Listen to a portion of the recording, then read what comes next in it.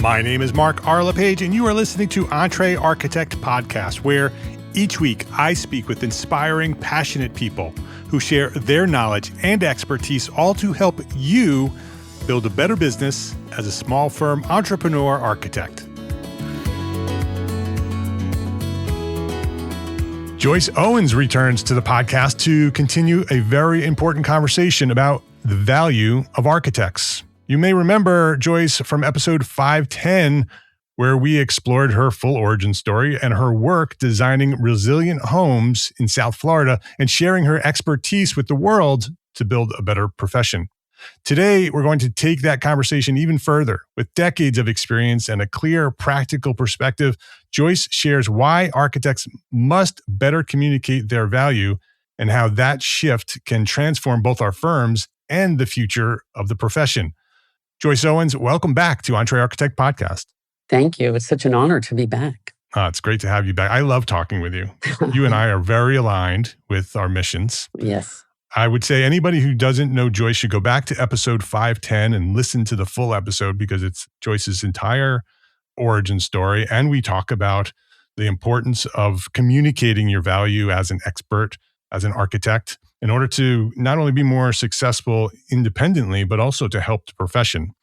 So 510 is that episode. Today, we're going to dive even deeper into that. Joyce, to get started, I usually do origin stories. We already did that at 510, but I do want to set some context. I do, for anybody who's listening and doesn't know who you are, in order for us to have this conversation, I want to be able to have a little bit of background. So share who you are, where you are, what you do, and then we'll have a conversation about leadership and resiliency and all the good things that you're talking about right now. Great. Thank you. Thank you for the opportunity. Just a quick summary. I am Joyce Owens FAIA. So I'm a fellow of the American Institute of Architects, and I'm also RIBA, Royal Institute of British Architects. And the reason I am RIBA is that I did go to London when I was very young, and I worked in London for 15 years. And I had the opportunity to become qualified there and become a member of the RIBA. So while I was in London, I had my own practice there. So I was there for 15 years, and I had my own practice for 10 of those years. It was a small design practice with incredible clients like Alexander McQueen and Vivian Westwood, as well as the V&A Museum, and even the future Prime Minister, Boris Johnson. And so it was quite the ride. We were on a trajectory to greatness, and it was a great time and a lot of fun.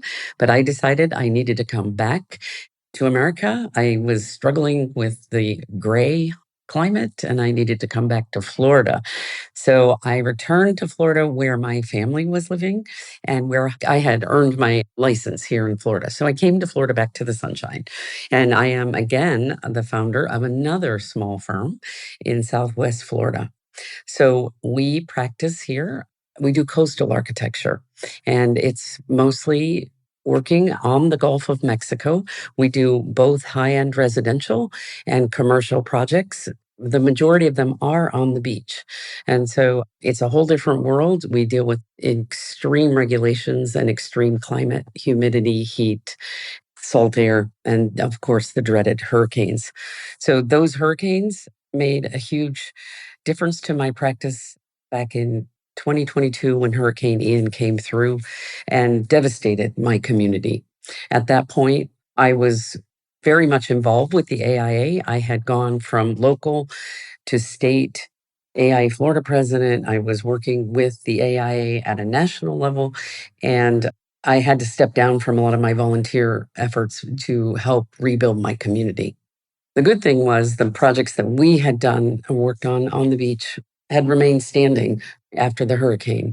And so that really put us in the spotlight and put a lot of attention on our firm and gave us the ability to communicate about why my buildings had survived on the beach and how we could help the community looking forward. How could they make their buildings resilient? So still today, I still do a lot of talks about resiliency and what was it that was making the difference. And so that is kind of me in a nutshell, as I'm very much a part of my community and trying to be out in the community and talking about architecture and what we're doing here.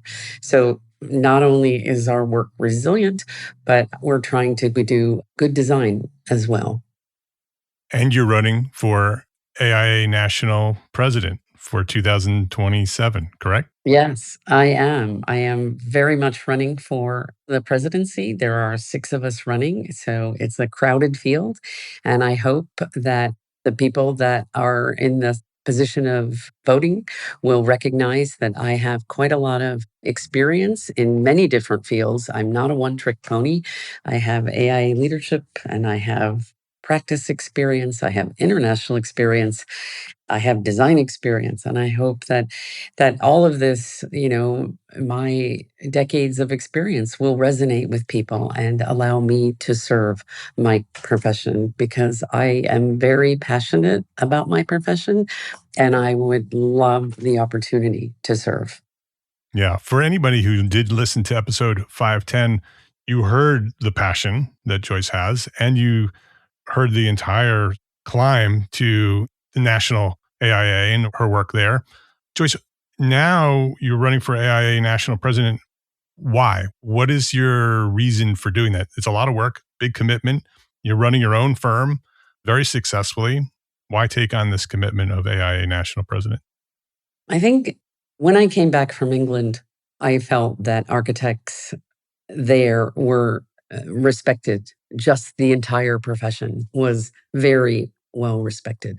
And so when I returned to Southwest Florida, I didn't feel that same respect. I felt developers and builders were pretty much in charge.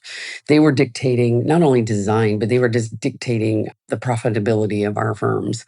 And so I realized that I wanted to make a difference in my community. That's where I started.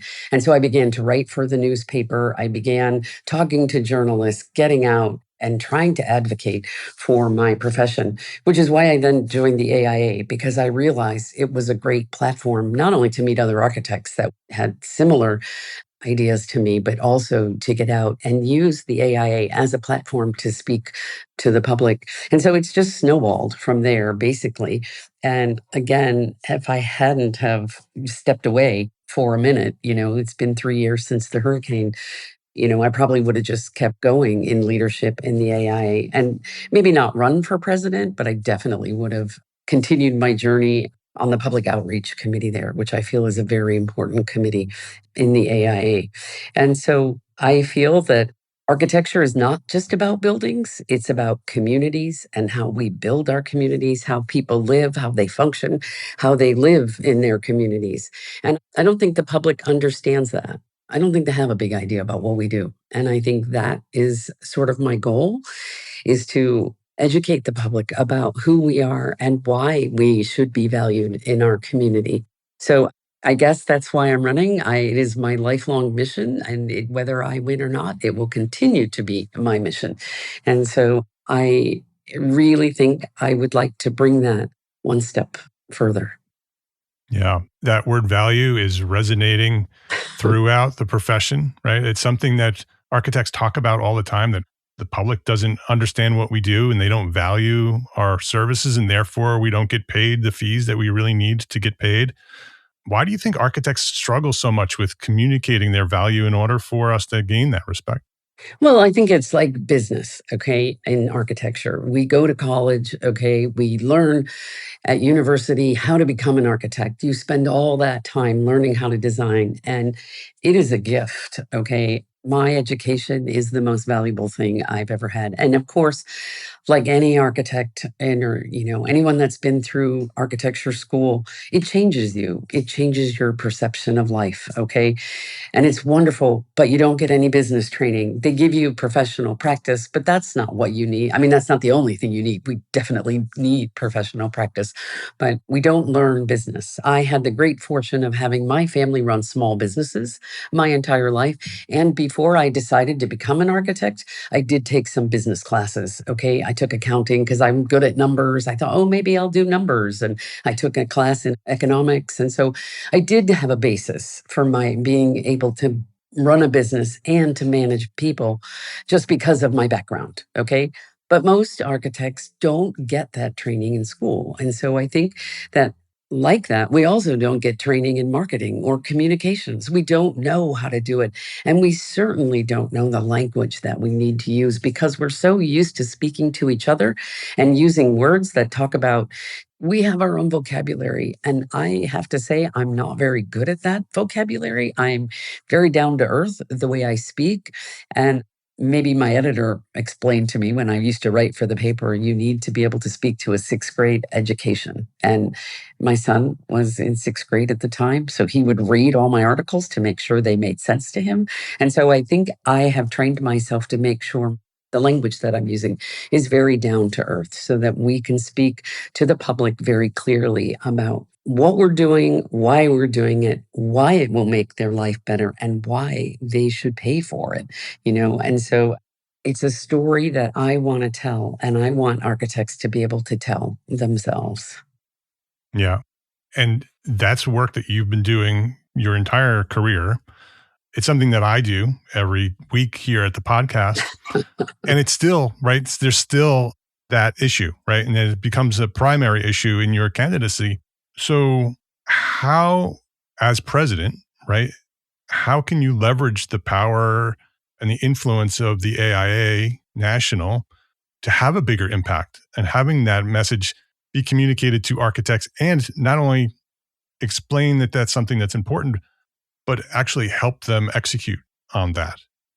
Yeah, when I first got to national level, I think it was 2018, 19, I started getting involved with AI National. And I don't know, I guess, because I'm always asking questions, but I wasn't asked to go to national to do this public outreach thing. It was just my passion. And so I kept asking questions and I kept saying, what does the AIA do? I don't understand. And I learned that there were so many avenues that the AIA was pursuing to do this, that it would spread too thin. There were 5 different websites at that time that they showed me that were public outreach websites, okay? And they were trying to reach the public, but none of those, you couldn't link to them from the AIA website, from the regular AI website, nor did it say at the bottom, like, this is presented by the American Institute of Architects.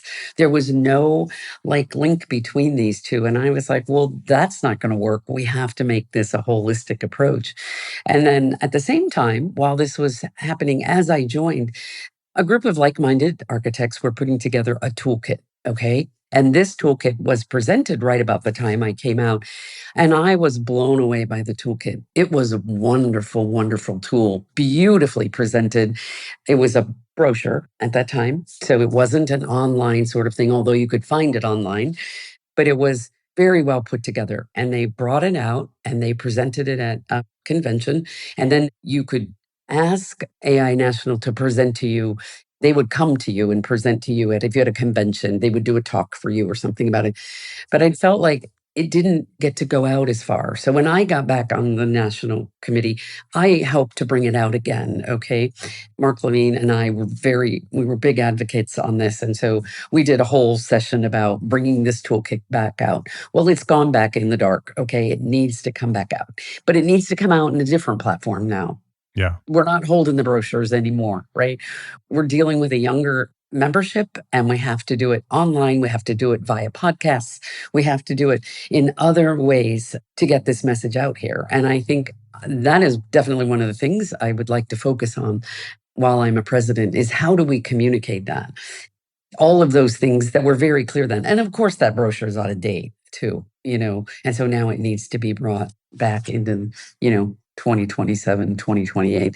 And as part of the new strategic plan that has just been ratified, okay, by the AIA, it needs to tightly link with that strategic plan. So, which I think is very important. What are some of the pieces of that toolkit that you find important and interesting? Well, I think the toolkit now can be expanded to be more specific. For example, I think that in my part of the country, I'm doing resiliency, right? So maybe my climate is very specific, okay, because I'm dealing with humidity and the salt air and all of those things. But the resiliency part of it, is a valid topic that could reach all along the Gulf Coast of Mexico and all the way up the East Coast as well. Okay, so the resiliency part of that. And now I feel that this communication toolkit could be part of a bigger strategy to create toolkits for different regions of the country. So, California, they need to deal with extreme flooding and fires out there. The middle America has to deal with fires as well. I mean, Hawaii, they've just been through a traumatic time with their fires. It's incredible the stuff I hear when I listen to the radio or watch television. You see and you learn about what architects are doing to make these communities more resilient. But I feel like the AIA could break it up into individual regions in our country. So not only would we be doing a marketing communication tool, but it could become a little bit more specific so that architects can talk about the things that they are doing. So not only would this toolkit be useful to architects to learn the strategies for how to make their practices more resilient in whatever climate they're in, but the toolkit could piggyback off of that as well. So I think that would be an amazing opportunity for the AI to sort of, again, use this new strategic plan, PACE, okay, practice, advocacy, climate, equity, and really focus in and use these toolkits as a way to get that message across. Yeah, I love that. And I hope that that becomes a major part of your campaign and your platform, because the AIA for generations, they did nothing in terms of marketing and even advocating to architects to not market themselves. Today, clearly, they are working very hard at trying to communicate the value of architects, but they do it from the top, right? They put together national commercials and often focus on very large firms. I love the idea of a grassroots campaign, giving individual architects the power and the tools to share their own story. Now you have 100,000 architects, individual architects, an army of architects out there telling their own individual stories, building this campaign of what architects are and what we do, right? Right. Human talking to a human rather than a big organization talking to the air, right? And not having very much impact by doing that. So I love the idea of getting grassroots. Yeah, and having an architect that can speak to the public, knows the words to use to explain what they're doing, which is, of course, that's going to add value. Okay. I say to my clients, okay, when I'm doing houses on the beach, okay, some of those are luxury houses. Okay. But I say to my clients, you don't want to build this way anymore. It's going to cost you 10% more to make your foundation stronger, but your home is going to be there. I used to say 1,000 years, okay, only because the Romans, okay, their concrete was really good and their buildings lasted 2,000 years. Yeah, And they're so I still used to there. say 1,000 years, but now I realize our concrete isn't quite as good as their concrete, right? And so maybe it won't be that long, but I think these houses will last a very long time and they're not going anywhere in a storm. Yeah, I think many people remember when it was Hurricane Ian, right? Yes. When Hurricane Ian hit Southwest Florida, actually, which is where my parents have their house. Luckily, my parents' house had very little damage, but I've been down there right after the hurricane. And even today, you see the impact of the hurricane is still pretty devastating. But the iconic photo of the house standing among the wreckage, many of those photos were your projects, where your house was the one that was standing on the beach where all the other houses were gone or just piles of wreckage. And I think a lot of people remember those photos and they have a very big impact, right? That one picture says 1,000 words, right? It is a really important thing. And so that advocacy and being able to communicate the resiliency of architecture and the importance of architects in order to build buildings that retain value and can stand and withstand the impact of our environment is an important piece, right? It adds a lot of value to who we are as architects. The other thing that I think is important, and this is something that I advocate for over a decade now, is the importance of building financially strong firms, businesses, right? And you've done that, and that's a big part of why you're successful and the things that you are. But how do you think that there's that link between being a financially successful firm, financially successful architects, and being able to communicate value with authority? Do you think there's a link there? I do. I do, very much so. And I think that it really is many times you hear from the various advisors we have out there. I'm going to say, okay, you and Brian McCarthy and Cartney, and you guys are out there telling us we have to focus on what we do best. Okay. We can't be generalists anymore. Once we know who we are as architects, once we've determined either what it is we want to do or where it is we can make the money, I think we need to dig in to that and learn to explain that to the public. If you come to me to do a luxury home, you're going to get a very different result than if you go to the architect down the street that does healthcare. Okay. Because architects can't do everything, even though we want to be able to say we can do everything. We can't, and maybe we can. But I think that once you understand your path forward, that's where you get the clients that you want and that you need and that will pay you to do what you do best. And so marketing is great to some degree, but really what we do is about reputation. And we get published regularly. I mean, all the time. All of our work is often in the local paper. It's put in lots of magazines around here, interior design magazines. But I always try, when they interview us, I always try to talk about the importance of designing for place. It's not about the pretty, it's not about, oh, there's my blue sofa. I put a floral, over here. I talk about why is that building important in that place. And so we have an interior design company as well now, okay, which is very successful.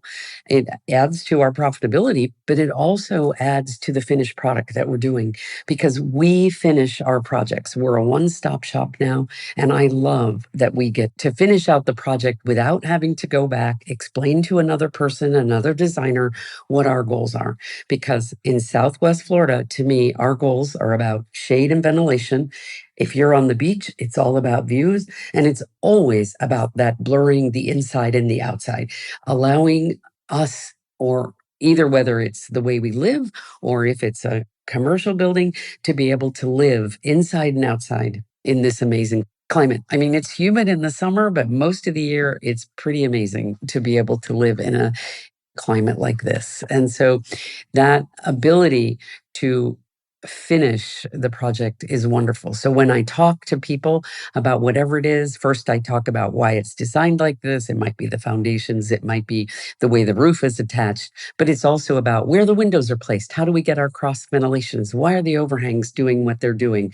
Because I'm a firm believer in bringing the daylight in and keeping the sunlight out. We don't want direct sun. It's too hot here. And so every single place in the country has a way that they need to be able to speak about their designs. And so I feel very fortunate, that I get to do that. Let's take a quick break to say thank you to our sponsors for their support of this episode. This episode of Entre Architect Podcast is supported by WeCollabify, one of our trusted allied partners. As this community has grown over the years, one thing has become very clear to me. The partners we choose matter.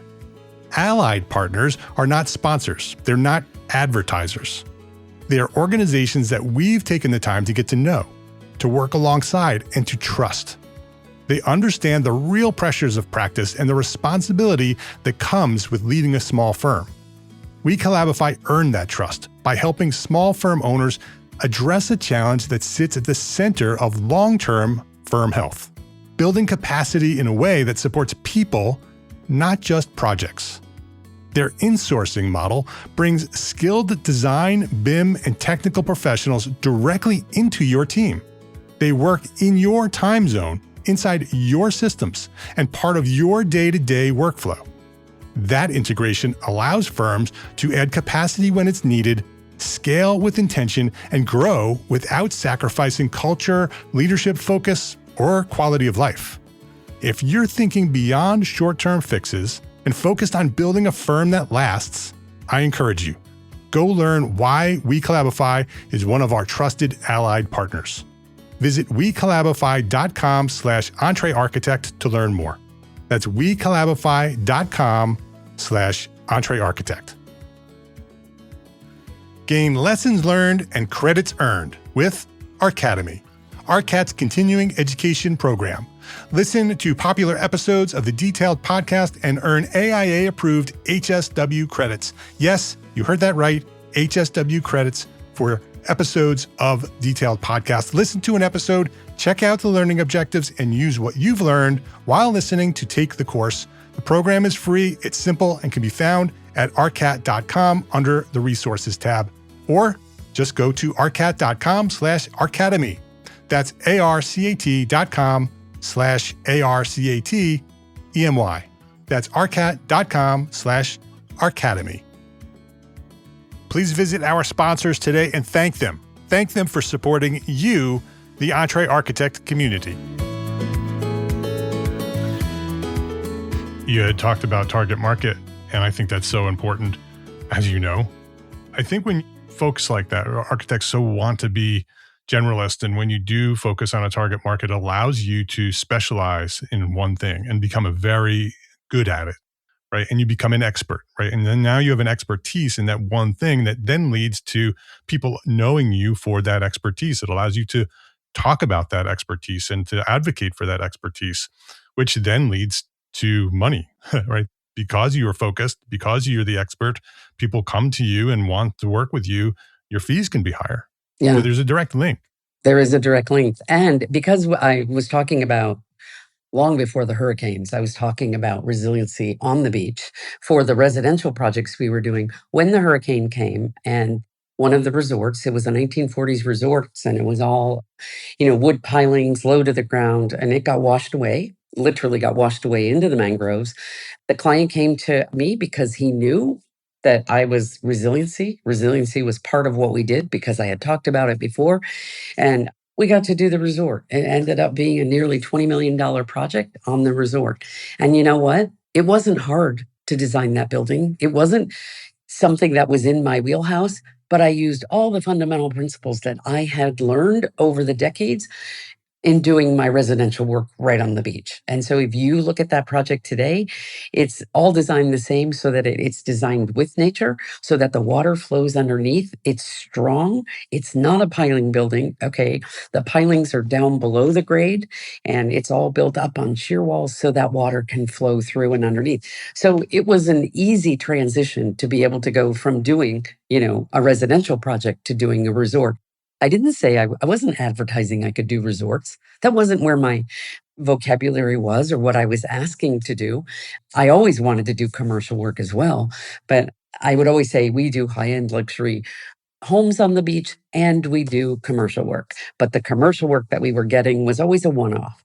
It was always a very interesting design problem. So we've done a turtle rehabilitation center since the storm, okay, where they look after turtles at the local wildlife rehabilitation center on Sanibel Island. And we've done a beer garden downtown with containers, okay. What do these have to do with resiliency? I don't know, but we got a reputation for being a good design, great problem solver, and our building stood up in this climate. And so we're getting to do some really interesting projects now that aren't just residents. That's very, very interesting because you focused on resiliency. Yeah. Right. And the resiliency became your target market. And you went from doing these high-end residential homes on the beach, and that was all you did, to now expanding to doing many different types of architecture. Some might say sort of a generalist portfolio, but what they have in common is that they're all resilient projects, right? And so now you've become this expert of being a resilient architect or an architect who designs resilient buildings. And now you're an expert in being able to design resilient buildings for any type of project. Correct. That allows you to expand and do more different types of projects. Yeah. And still be targeted. Right. Exactly. I mean, we do a lot of high-end office renovations as well, which perfectly falls into the interior design company as well, because the two companies are separate, right? So one is services. So we do interior architecture And then separately, we do interior design, which is a service. I mean, that is a retail business, right? So we're doing a traditional interior design company as a retail business. And then all of the work that we're doing, architecture and interior architecture, doing, whatever they are, spaces and bathrooms and kitchens, all of that is done through the interior architecture under the umbrella of the architecture firm. And so, yeah, it's working. I mean, it's definitely working. Okay. Yeah. Yeah. I love it. I'm super excited that you are running for AIA national president. You're a fantastic candidate for it because not only do you talk about these things, you're doing it. Yeah. You've built strong business. You've advocated for architecture. You've given back to the community. You've given back to the profession. And so I'm really excited about your run. Thank you. What would you say is the one thing that architects should be thinking about when they look at all those different candidates that may be running for national president and your name is there? What do you want them to remember?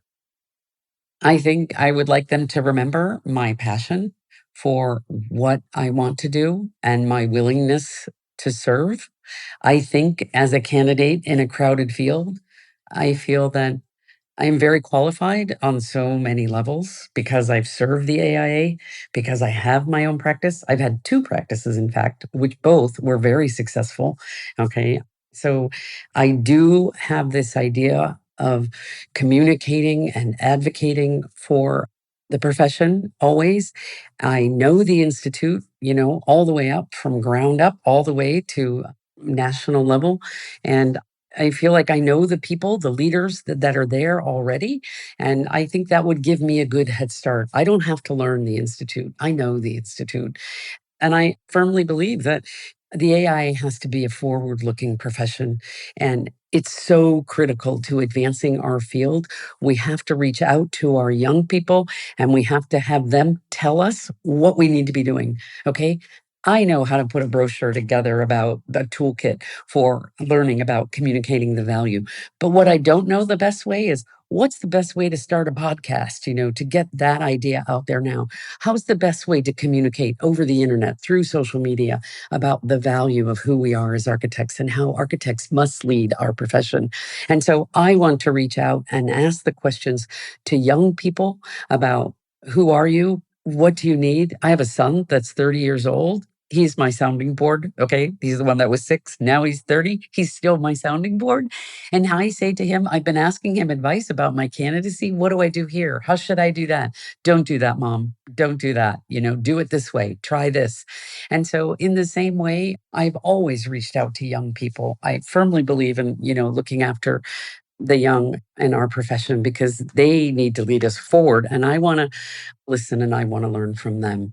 So I feel I am a great consensus person. I am very easy to get along with, and I love hearing people's opinions. And I'm also very good at seeing the end game. I'm very good at filtering and finding the end. I always call it my superpower in my practice.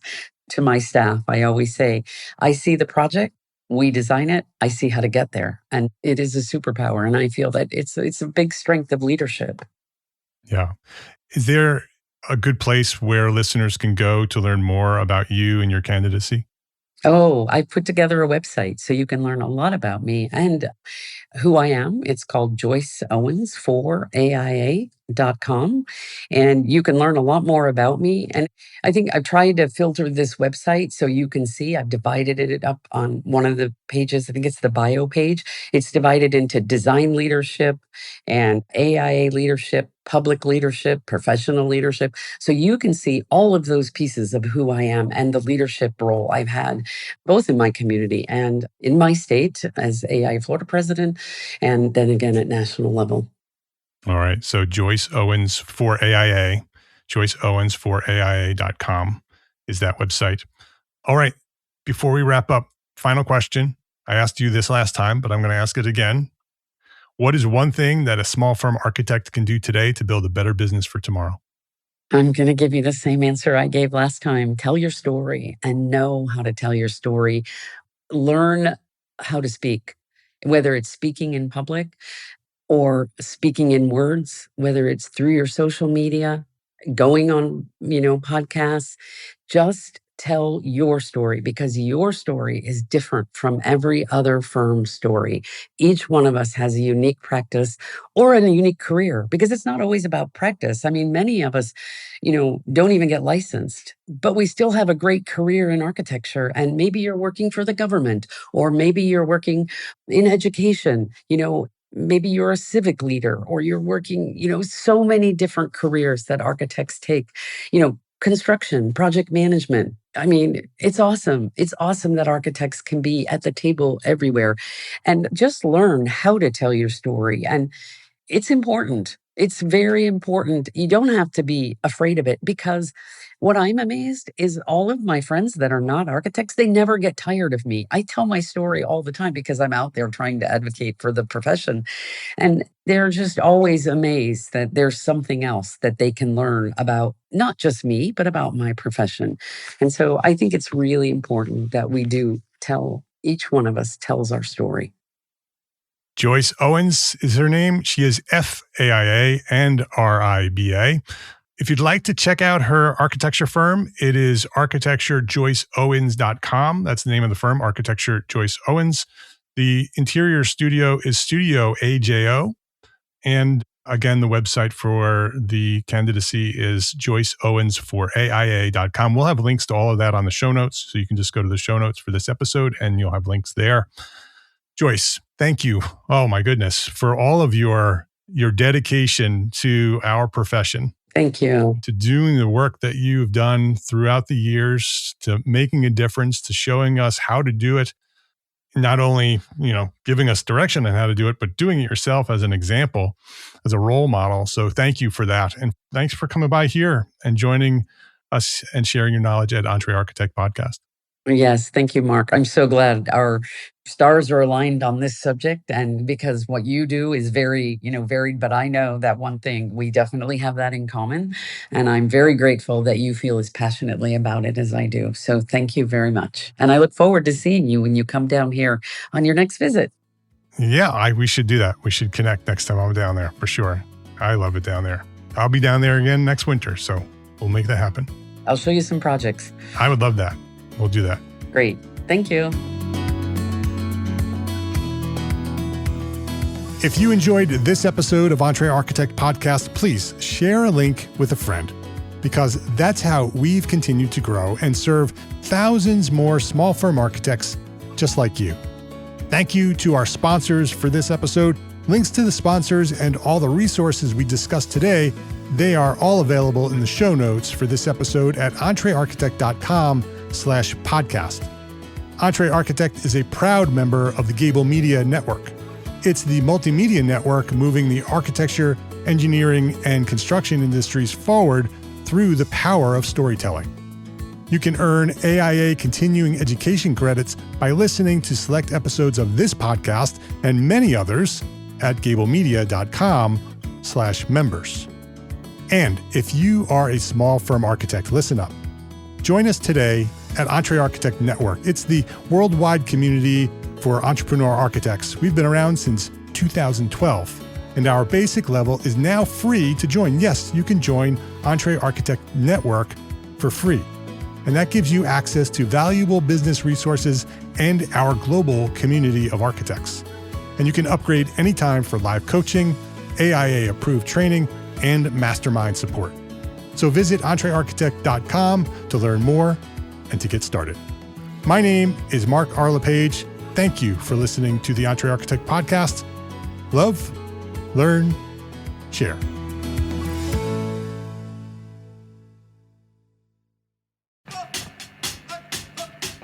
If you're an architect, a designer, a firm leader, or an entrepreneur trying to build something that actually lasts, there's a new podcast just for you. Gable Media is proud to introduce Frosty and Fired Up. Let's just be honest about it. I mean, the most powerful weapon on the face of the planet is between our two ears. And when architecture can evoke that emotion positively to create spaces for people to come together, that's a very powerful thing.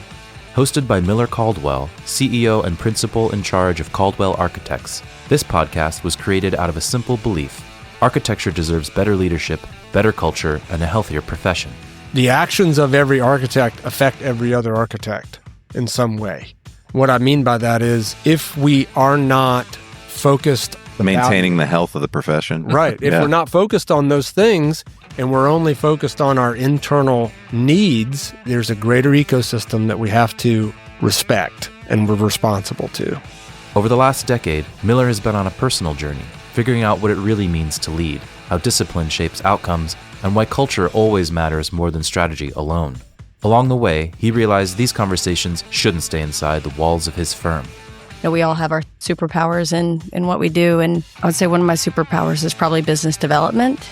And the way I've become better at business development, I would say, is being intentional about connecting. When you're invited to do something, say yes. Frosty and Fired Up shares honest conversations about the things architects don't always say out loud: ownership, accountability, wellness, mindset, money, leadership, and the hard work behind meaningful design. Unfortunately, architecture is a slow art. It takes a long time to produce. It takes many years to get good at it. His decisions are what take the longest time. It's not the drawing, usually. You'll hear conversations with people who challenge and sharpen leadership, helping push the profession forward. This isn't about perfection. It's about getting better. One decision, one habit, one day at a time. That ultimately is the process, right? I mean, focus on what's in front of you, what the priority is, and work your way through it. It is going to be hard because it's supposed to be. It's supposed to be hard because it means something. Subscribe now at the link in the show notes. Frosty and Fired Up, now available wherever you get your podcasts.